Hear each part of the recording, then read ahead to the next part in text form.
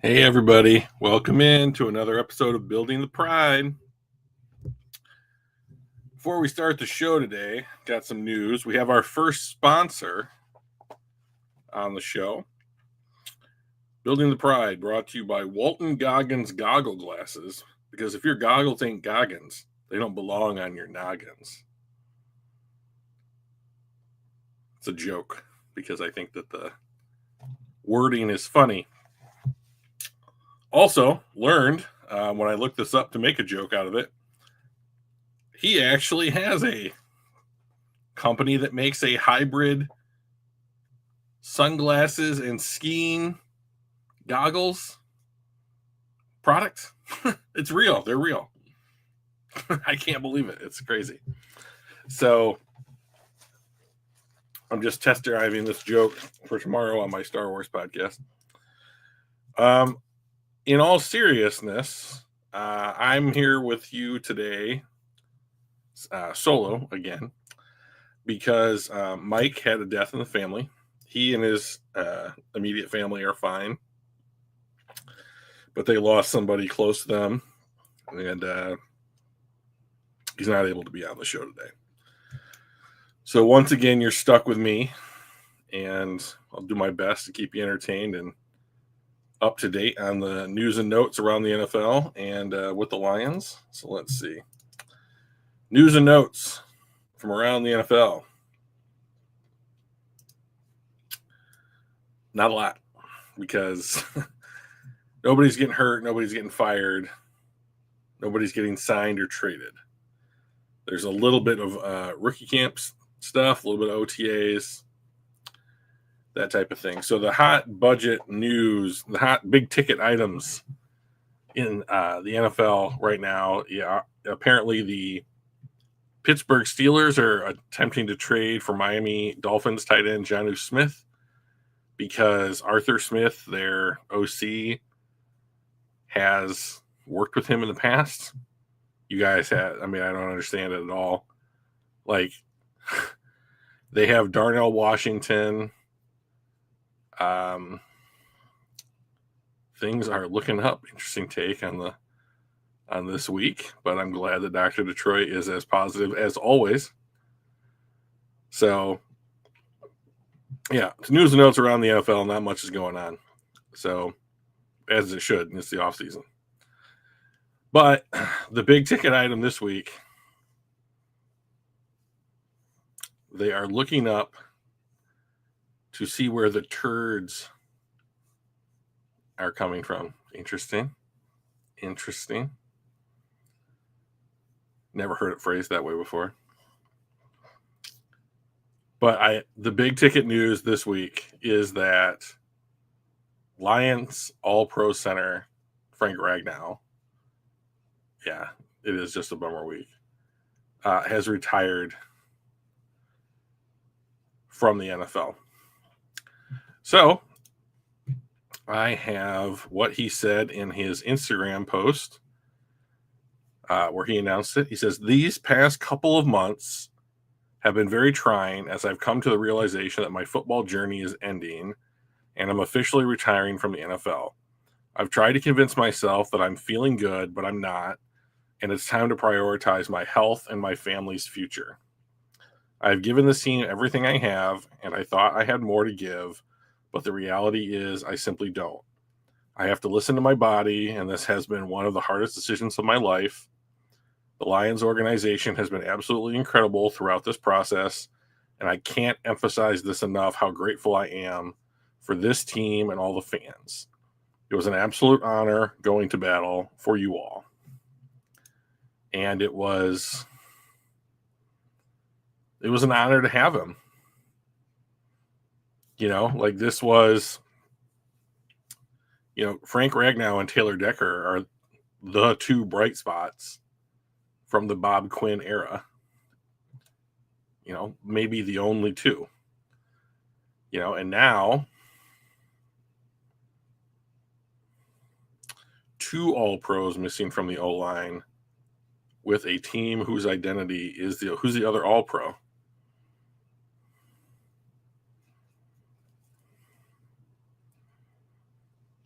Well, okay. So, I mean, losing Frank Ragnow is significant.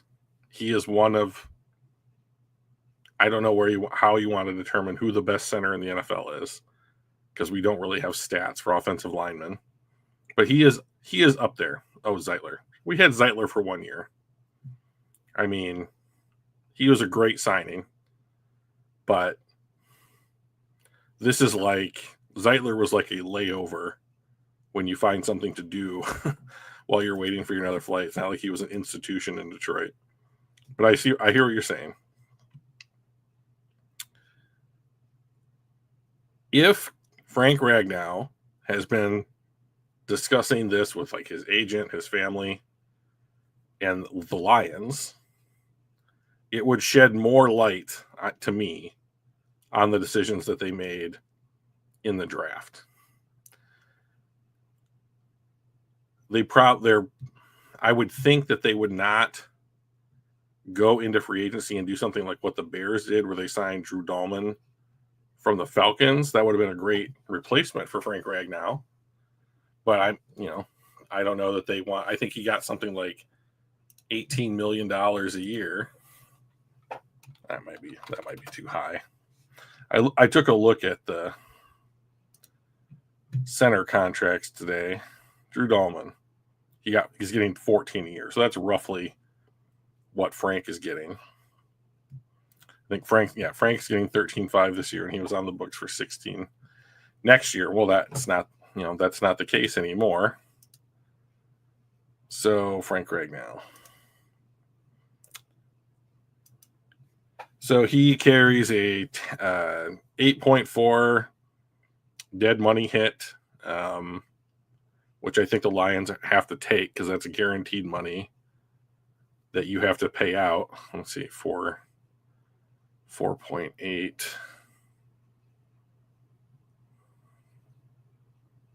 I'm not exactly sure how you get to 8.4. But I think they probably get the cap savings of $5.6 million. Now, I would rather have Frank Ragnow on the roster than getting $5 million, almost $6 million in cap space this year. But like another 9.7. Okay. Every dollar helps. Well, so this is just so Dr. Detroit's putting a lot of good ideas in the chat right now. So right, but who now and who if someone goes down? Okay, so let's talk about that. Who now? Well, I see what you're saying. 8.4 this year, 9.7 next year. Gotcha. Who now? My guess would be, without any other additions to the roster, that Graham Glasgow is your new center, is your new starting center, and Tate Ratledge is your new right guard. And I think Tate Ratledge was your new right guard anyways. Like that, Frank Ragnow retiring has nothing to do with Ratledge playing right guard. They have cross-trained Ratledge and Miles Frazier in rookie minicamp at center, I think, just to see if there's any aptitude there whatsoever. But I would imagine week 1, excuse me, Detroit's offensive line, left to right, looks something like this. Taylor Decker, Christian Mahogany, Graham Glasgow, Tate Ratledge, Penei Sewell. I'm not worried about that. Now, is that a lot of youth in the middle? Yep. Now, what if any one of them goes down or sucks and Goff is injured? Well, I mean, okay. So let me take this question and just change a little bit. What if any of them slips, right, at some point and Goff is injured? I mean, Goff getting injured, any NFL football player getting injured is an omnipresent threat. That just exists in the NFL. And if you think that you can protect somebody the whole time, you can't. I mean, Jared Goff could take just a regular snap from under center, go into a 3 or a 5-step drop, and just his foot could come down wrong. Or maybe there's too big of a concentration of those little black rubber pellets that they put in the field and he slips. And all it takes is just to go, like that, and you can tear a ligament or roll an ankle, or something, So it's like the quality of the players that you put on your offensive line certainly matter. I believe that very adamantly about the NFL. But those 5 guys, or if you leave a running back or a tight end in or whatever you do, that is not a guarantee that your quarterback's not going to get hurt. Now, Jared Goff needs those guys more so than a lot of other quarterbacks in the NFL because he's one of the least athletic quarterbacks in the entire NFL. And that's been one of my issues with him, is that if protection breaks down, I mean, I'd be more worried about a miscommunication with one of basically the first time starters, like if it's Mahogany or Miles Frazier at left guard and Ratledge at right guard, and Glasgow, who has played center and now will get full-time snaps at center, I'm assuming. Even that's like, okay, I'm playing this position full-time for the first time in my career. But, there's no other center on the roster. So, I mean, like, there's Kingsley Aguyakun, right? He's basically a practice squad guy. And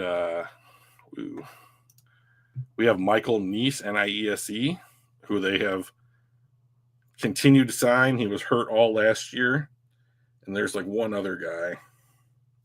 I'm just doing a quick review here of the roster to see if he jumps out at me.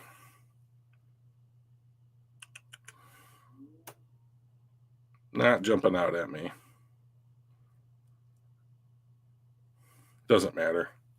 I mean, any of the guys that I just named are probably not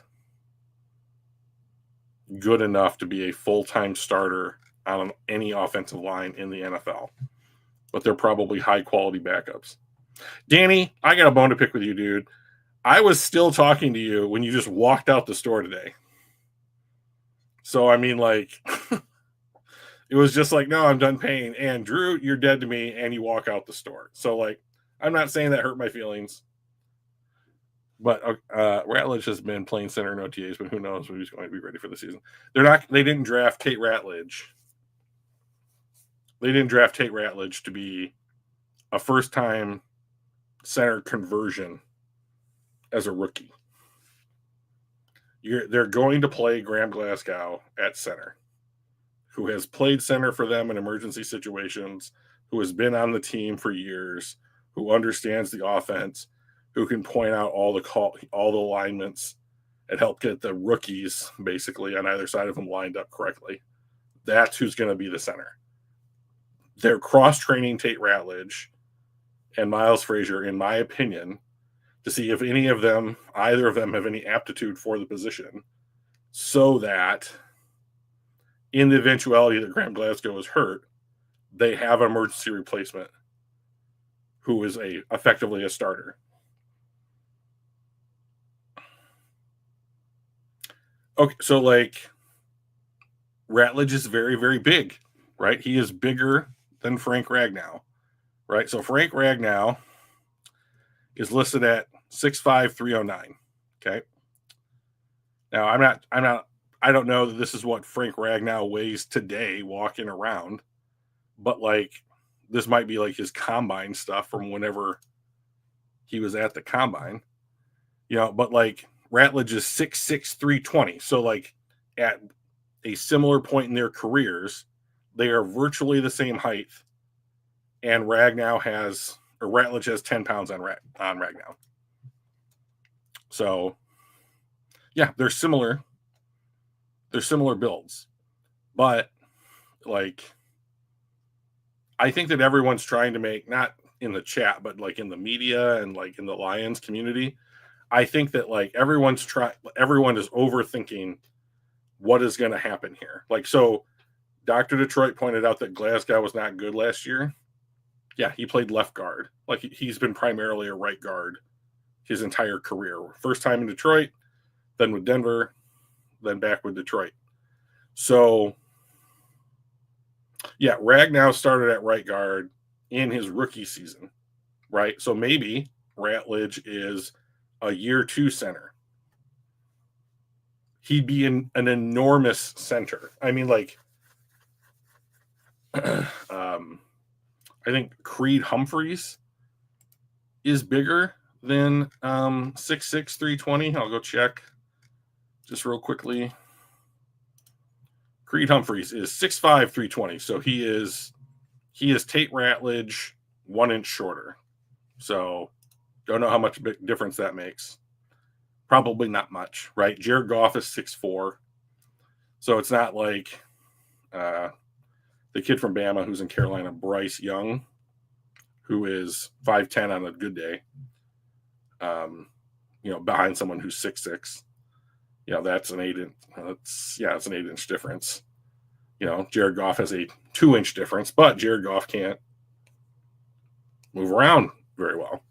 He can move around in the pocket fine. We got to give him a pocket. I still think that everyone is scared right now because Frank Ragnow was an institution on this team, and was there when they were really, really bad. And then he was there when they became good. And he was good when they were bad, and he was good when they were great. And he's a big reason for it, right? Consistency in play on the offensive line matters. I don't know. I feel like I'm pretty okay dying on that hill if you ask people in the NFL whether or not consistency matters in NFL offensive line play. He's been great. I want him out there. He can't do it. He just can't do it. He's had too many injuries. His body has sustained too much damage. Where if he continued to play, it'd be detrimental. He's on the downside of that bell curve. So that's fine. He did a great job for us. I wish we could have had a Super Bowl for him, but we didn't. But we just celebrate what he did here. And he's probably a coach at some point in the future, or has something to do with the organization. I'd be surprised if he wasn't. He's probably gonna get back to feeling as good as he can, do his fishing show on YouTube, hang out with his family. But I would be surprised if he quits football forever.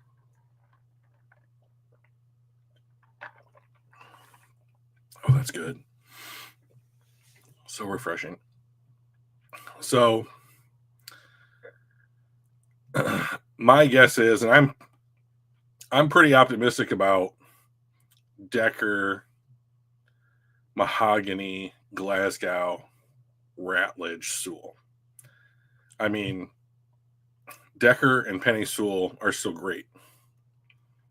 Mahogany has a small sample size, but he was great when he had to fill in last year. I mean, he was excellent.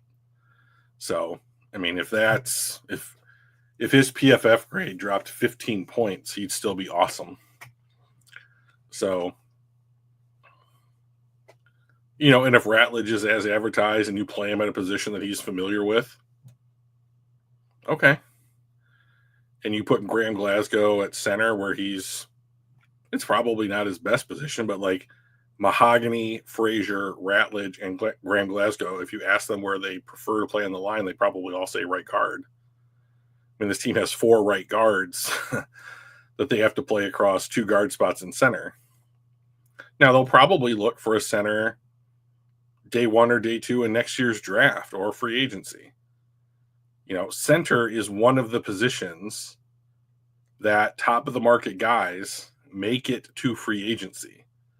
So the Lions may not want to pay that. They are going to be deep into their extensions at that point, and some of those extensions, St. Brown, Sewell, McNeil, they're all going to be spiking in, at some point here. And you may not have $14 to $16 million that you can go spend on a center. But if you roll over $25 million onto next year's cap and the cap goes up 15, well, there's 40. You can't take 12 and sign the second best center on the list. I mean, like, they're not going to be Frank Ragnow.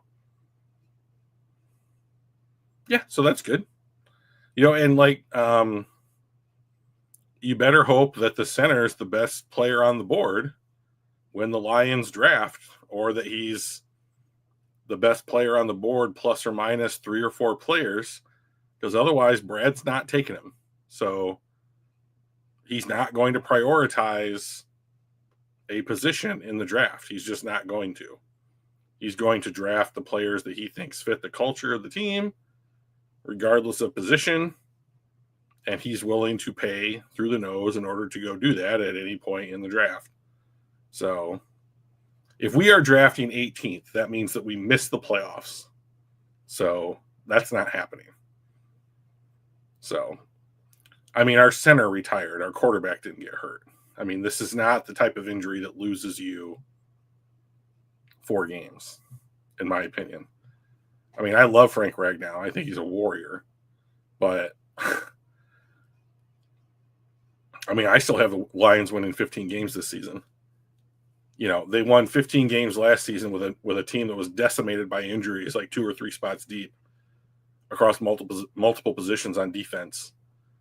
The offense,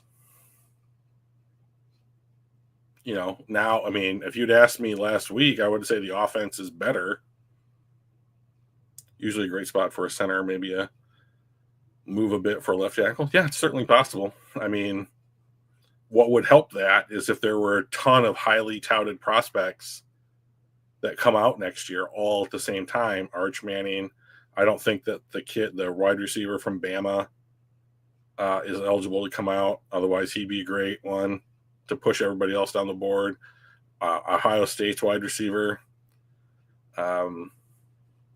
he would be another one that would push guys down boards, that kind of thing. We are reaching the end of like the COVID extension eligibilities. So like the 5th and 6th year guys, they're not getting the free COVID year anymore. So hopefully there will be an influx of people that all have to go at the same time. And like that's another good. They're the hot thing right now in the first round. Running backs. Oh my God. Please don't do this to me. So this is in my opinion, just the natural evolution of NFL philosophy, right? So everyone was, okay, you're making yourself giggle. That's fun. Poke. So everybody was going deep. Like you had Patrick Mahomes, you had Joe Burrow, Matt Stafford to a degree, absolutely burning guys down the field, big chunks, right? So what's the counter to that? You get the too high look. Oh, I can't remember anything right now. My new job is eating up most of my brain power. But you had that defensive coordinator for Denver. Can't remember his name. Too high. We're just going to leave 2 safeties over the top. And so we're going to keep everything in front of us. Okay, so when you come to the line and you see 2 safeties high, you don't have an 8-man box. You have a 7-man box. You have a 1-man advantage. An 11 personnel, so you switch to a run. So that the Lions have built themselves to be able to do that. And like, let's not fuck around here too hard. Like Graham Glasgow, Tate Ratledge, and Christian Mahogany are going to move people in the run game. And then we also have Penei Sewell, who's a monster. He's a legitimate monster. And the dude isn't 25, or he just turned 25. Like he's, he's been in the NFL now for like 4 years. The guy's not even 25 years old. It's ridiculous. So I'm not worried about the running game. The only thing I'm worried about at all is, okay, we're playing the Vikings. Are they coming with 8? One of their horrible, beats everybody but us, fake blitzes where they show a bunch of pressure and they either drop 8 or they come with everybody. That's what Brian Flores does. They do both of those things. Hi, Mike. There's Mike. The Vikings all out blitz more than any team in the NFL. They drop 8 into coverage more than any team in the NFL. They live and die on that spectrum. So here's the other thing about, so Frank Ragnow was a key part of recognizing that. So, this is 2 games that we're going to play against this team this year. But, the other person that we should not forget about in this, as far as, recognizing what the defense is doing is Jared Goff. And, just come to the line with 5 seconds extra so that Jared can sit there and point out what they're doing to the guards.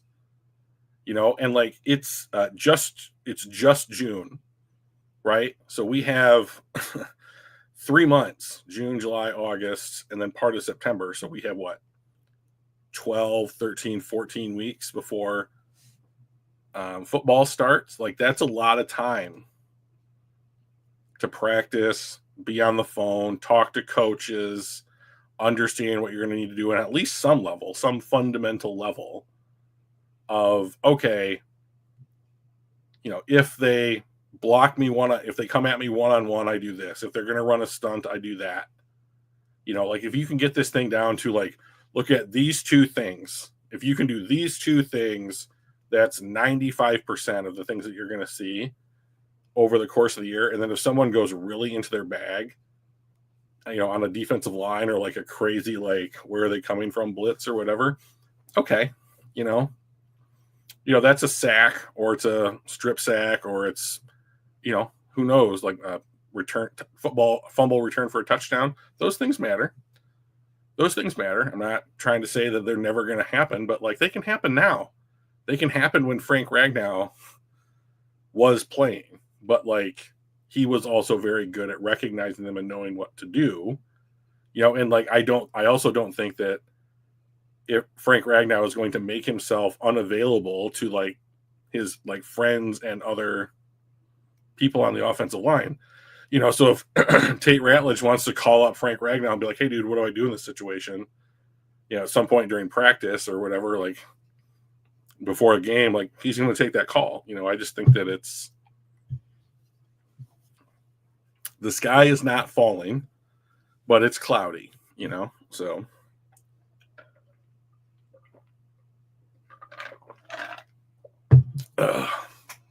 Okay. We talked about that for 25 minutes. Let's talk about what you do in the future. Okay. Touched on this briefly. I don't know. Chicken Little just came by. It's a good reference. We learned it as kids, so everyone knows it. The golden rule, right?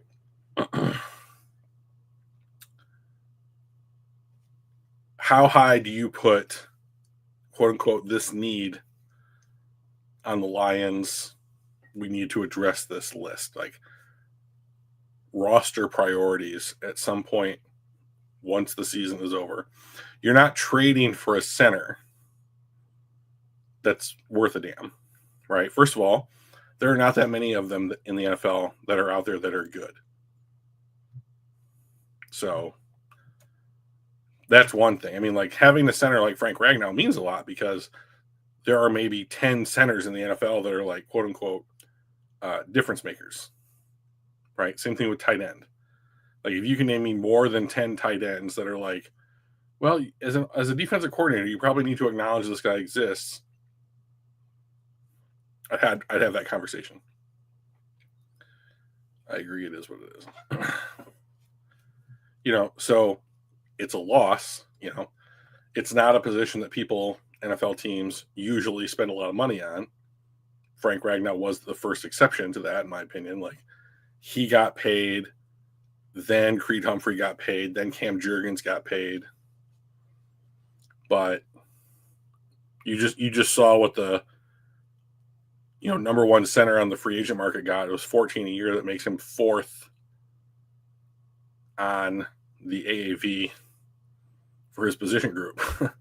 So, I mean, like, it's not like T. Higgins, if he had made it to free agency, he would have reset the market. It would have been right up there. Just because he made it, just because that level of talent doesn't reach the open market very often, but centers do. So I think the Lions could potentially have a chance to address this in the offseason and free agency, see who's available. I mean, does Evan Brown want to come back to Detroit from Arizona? That's a possibility. Do you draft someone? Detroit, like a lot of other teams, see my voice break there. I'm 42 years old. My voice still breaks. Do you address this in the draft? If it's a day 1 or day 2 pick, that's probably a week 1 starter that you're drafting, coming in as a rookie, but you have a rookie center coming in, and lots of players are not good at center when they're rookies. So this, unfortunately, is probably a this year problem. And then if you get a rookie, it's probably not great in year 2, which means we're looking at 2028 by the time you get really competent, higher level play at the position, right? So at that point, where's Goff in his contract? Like, what does the rest of the roster look like? I mean, it's pretty crazy. But the Lions are going to continue to draft and develop offensive linemen. So they still have Colby Sorsdal, Giovanni Manu. They have, who is the other guy? They just drafted Miles Frazier. So there are plenty of projects that we will probably see tested in the preseason. So, and so this exact reason right here, like this kind of situation the Lions find themselves in, this is a good argument for not getting the 18th game, right? Because you want that preseason game to be like, well, we have this kind of question mark on our offensive line, and we were hoping to get another 50 snaps to try and figure it out in game situations. So, I think 17 is fine. It's an odd number. It makes ties very difficult, The NFL has a lot of redundant tiebreakers worked into their playoff formula, their drafting, seeding, where everybody drafts round by round. So I don't need an 18th game. I'll watch it if they put it in there. But if I had to vote, I'd vote to keep it as a 17-game season. So this is as big of a situation as far as I am concerned. Like, you should be getting Aiden Hutchinson assigned to an extension today. There's no reason to not do it. So, number one, you picked up his 5th-year option. Neat. That's completely guaranteed money, which is awful for our salary cap. So if you extend him, the cap next year gets better because just what you're guaranteeing him in the first year of the extension replaces the 5th year. So I'd rather have that because it's probably less money than he's guaranteed. So the cap goes down. A, it locks him up long term, which I'm very interested in doing because he's my favorite player. And C, you want to get this done before TJ Watt, Micah Parsons potentially sign their extensions and bump this up. I don't know why Brad is waiting. There's no downside to doing it now. So it's after June 1. We're all set. Let's get this shit signed, put ink to paper. JMO, we've had this conversation. I don't know. I would sign him for something like 20 to 25 a year.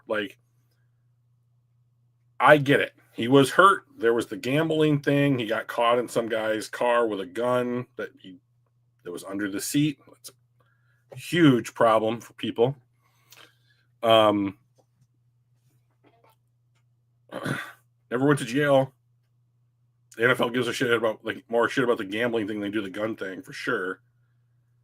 And Brad drafted him when he was hurt. So lose the first season, lose part of the second season. Okay, year 3, We just got done with that. Looks pretty good. X catches for 1,000 yards. They used him in the running game. They ran a ton of trick plays with him. He has speed that you can't teach. So, that matters. I don't think people really give credence to how much that matters. You have to account for him on the football field, because if you don't, he will run by your defenders. And I think Jared Goff definitively showed last year, he will and trusts throwing to Jameson Williams deep. And Jared Goff doesn't have a great arm, but he can throw it 50 to 60 yards if he's in the pocket and gets to put his right foot into it. If he has to flick his wrist as he's going backwards, that's not getting there. But if he can just stand with a firm base and get his arm into it, twist the hips a little bit, he can get the ball there and it's fine. It doesn't always look great, but if Jameson can get under it, he should be able to, because he's almost as fast as the fucking ball in the air. So, the only problem with re-signing JMO is that you already have a wide receiver on the team that's making $30 million, and that's St. Brown, and he's clearly the better receiver. So I think the NFL has shown you can have one top-of-the-market wide receiver on your team, but can you have more? I think you're to the point of making sacrifices on the roster if you're going to pay a second wide receiver big money. It's not impossible. We just saw the Bengals do it. I know that the Eagles extended Devonta Smith. So there's Jalen Waddle and Tyreek Hill in Miami. They're making similar money, I believe. I'm not going to look this up. But it's possible. Mike Evans, Chris Godwin, they're both roughly the same, or getting decent money. But every time you commit to a guy like that, you're basically saying we're going to lose players off the back end of our team because we can no longer afford them. Now they need to be draft picks. Now they need to be 1-year guys, right? That you're signing to veteran minimums. So that's the issue to me. Hutch is a no-brainer. You have to do it. But JMO, I'll just be surprised to see what they do. I want to keep him. I think he's the kind of tool that does exactly what you need to do in the NFL, which is he presents a matchup nightmare that if you take plays off and you don't account for him, that could be 7, And if you give the Lions 7 points and they don't have 18 injuries on defense, you're probably digging a pretty big hole for yourself. So, he's one of the few kind of guys in the NFL, and I know that he's not a world beater. This is not Jerry Rice or Justin Jefferson or somebody like that. That's not the argument I'm making. But his speed means that if you don't pay attention to him, he can beat you. He can kill you. A bullet to the heart kind of a scenario. So you have to do it. And you have to do it consistently. And when you can force a defense to do anything consistently, you can find where you can exploit that somewhere else. So I think that Jameson Williams really helps guys like Amon-Ra St. Brown, Sam Laporta, because if you have to keep a guy over the top on him, those guys can work the other side of the field. I don't know. How much is that worth? It's a great question. I don't have to answer it. So I just get to guess at it. And I would say it's worth $20+ million a year. So that's where I stand. So if anybody listening, I know we got 3 people in the chat room right now. If anybody wants me to cover a particular topic that they have questions about or wanted to learn more about, or generally just want to have some time or effort dedicated to what they're thinking about, go ahead and throw that in. Otherwise, I'm going to set up our very first 2026 mock draft. It'll just take me a minute to get signed in and get it set up.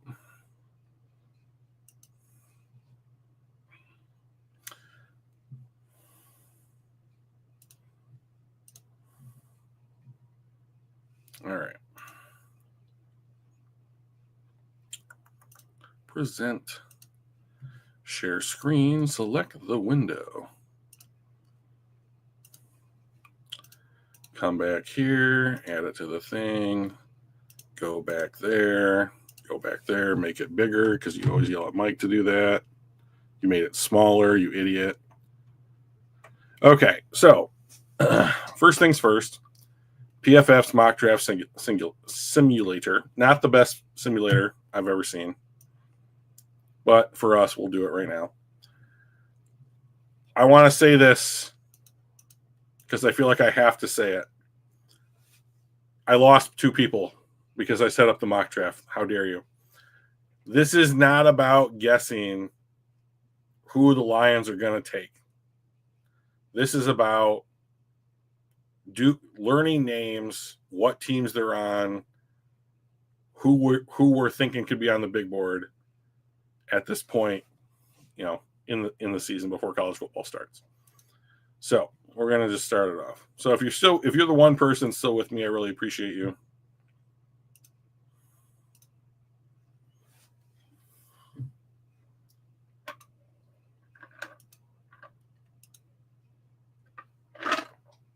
Ugh. Sprite and cran raspberry juice is just an A+ combo. So Jake Slaughter was the guy that I was hoping would fall to the Lions. He's a center from Florida. That is a bummer. Oh, okay. Well, that is a real bummer. Let's see. There does not appear to be a ton of O linemen. Okay, so here's a guy. Iapani Lalolu. 6'2", 325. Okay. Played 14 games in 2023. Played 14 games in 2024. He played some right guard, some left guard, and some center when he was a freshman. He played a little bit of right guard and a lot of center in 2024. So this is a guy that you might want to follow a little bit. Oregon is going to be a Big Ten contending team. Might be somebody to look at. So we're drafting 27th. So if you double that, 54th, that's right around 49. So if this was the big board, 10 months from now, 9 months from now, that could be somebody that we need to look at. So I'm not going to take him at 27. I am going to take this kid, Danny Dennis Sutton from Penn State. Shh, don't tell Mike. 6'5", 266. So that is exactly the range I want for a dude opposite Hutch. He had 5 sacks in 2023, 9 sacks in 2024. He lines up outside of the tackle, so he's lining up at like a 7 technique or deeper. That's good. He had 13 hits, 43 hurries. I'm sure I could figure out how many pressures that he had if I went in on their college football stats. I'm not going to do that. I would have, however, drafted Jake Slaughter over this guy. So 6'4", 308. Slaughter was the only Power 4 center with an 80 grade plus both PFF as a pass blocker and a run blocker. Making that even more impressive is the fact that he faced a murderer's row of defensive tackles like Walter Nolans, Alfred Collins, Shamar Turner, Deion Walker, Omar Norman Lott, and Joshua Farmer, all of whom were picked in the first 4 rounds of this year's draft. Slaughter's 85.8 overall grade since 2023 trails only Jackson Powers Johnson among Power 4 centers. He was a 2nd-round pick. He moves very well for 6'4", 308, which allows him to dominate zone blocking schemes, and that is what the Lions run. They also run gap scheme, but they run more zone than they do gap. So that's the kid that I'm hoping is there within trade up distance. Now, I also would have drafted Drew Aller from Penn State. It's going to be a very Penn State heavy draft this year, I'm betting. 6'5", 235. He's 21. He had a horrible last game of the season. He quieted many critics by quarterbacking the Lions all the way to the college football playoff semifinals this past season. I will say, not exactly a tough thing to do anymore, right? They're already talking about letting more teams into the college football playoff. So basically it's March Madness, and they'll just let everybody in in order to get TV ratings. So the days of like actually knowing who the best team in college football is, that's over. He finished as the nation's 6th most valuable signal caller in the process, according to our wins above average metric. He has 21 big-time throws, or top 20 mark in America, while Aller's 2.1% turnover-worthy play rate was 21st. So a lot of big-time throws, not a lot of turnover-worthy plays. He showed off a rifle right arm far more as a junior, increasing his average depth of target by over a yard. There were still some things to clean up in terms of his footwork, which you can say about every quarterback coming out of college, and accuracy, and plenty of questions surrounding Penn State's wide receiver room, which is not good. But Aller will enter his senior season as one of the top quarterback prospects in the 2026 draft. With a loaded roster surrounding him, he has the potential to take the Nittany Lions on an even deeper run. So if he wins a Heisman Trophy or makes a deep college football playoff run, like, that's a dude. And I think that if that guy, which I think he's the top 5 pick, I mean, he's my number 1 quarterback going into the draft because I don't think Arch Manning is coming out next year, but that is my guy. So I would take Aller, Slaughter, Dennis Sutton as the guys right now that I think are in the Lions, are good fits for the Lions based on their play. So unfortunately, everybody, I don't have Mike. He's coming back hopefully next week. Did a first round mock, kind of just learning some names. Talked about Frank Ragnow, and nobody's given me anything to talk about. So unless I'm going to give everybody just another couple moments here to put a question in the chat if you want something discussed. If not, we'll call it a show. All right. Turns out I've only got 45 minutes worth of time in me. If it's the slowest part of the season and I'm missing my co-host. So all right, we'll give it another couple minutes here, or another couple seconds. So I'll do a quick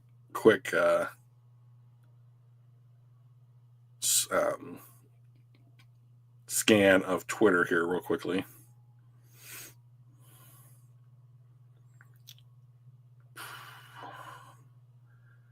Not sure I see much in the way of stuff that was going on for the Lions. Oh, I mean, we could talk about Alex Anzalone. I would extend him, but okay. So we went another minute. No one's offered up anything to talk about, so we'll call that a show. Once again, our fake sponsor,